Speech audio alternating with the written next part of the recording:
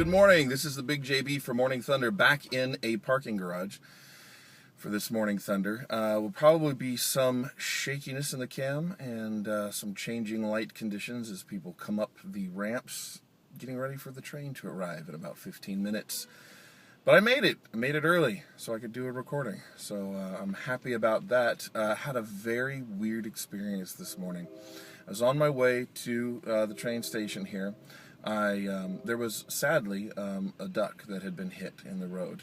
It was definitely dead, and you know I passed it, and I've kind of got a soft spot for ducks. I don't know why. I just like ducks. I really want to have yard ducks for some reason, but I like ducks. So I pass it, and I thought, oh, it was a mother duck. I wonder if there are any chicks or anything. I didn't think so. I didn't see any. And I kind of, my mind kind of went off on that tangent of, if there were chicks and what would happen if I took one and adopted it and nursed it to health and all that other stuff, which reminded me of the scene in Pee Wee Herman's Big Top Adventure where he's feeding baby birds by chewing up a worm and spitting it into their mouth. Ew, right? If you've never seen it. And then I'm listening to NPR, and it turns out that today is the actor Paul Reubens, the man who played Pee Wee Herman's birthday. How weird is that? It's so bizarre. It's very, very strange to me. So I can't remember what I said I would talk about today. So I'm going to do a quick recap of the camping trip. Yeah, it's a camping trip, right? Sure. It was a camping trip I took with my family last week. We went to a place that's outside of Port Angeles, Washington, on the peninsula. It was a really, really cool spot. It's a county-run campground. It's not roughing it in the sense of there being vault toilets and you pack it in, pack it out. They have dumpsters. They have bathrooms. Here comes a train. Woohoo! So they have...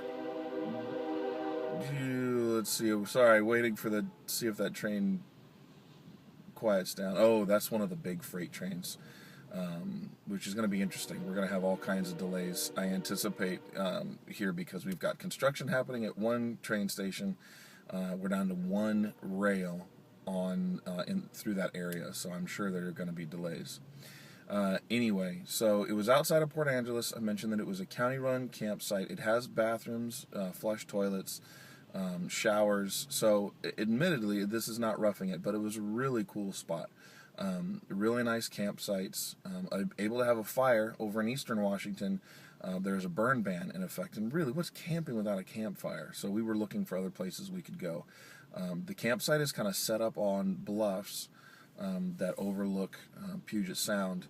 Not all of it is on those bluffs, but there are campsites that are kind of along the bluffs, and then kind of back further away from it you've got more campsites. But there are stairs that led down to the beach, and there were really cool tide pools, rocky outcropping that you could walk along when it was low tide. It's island.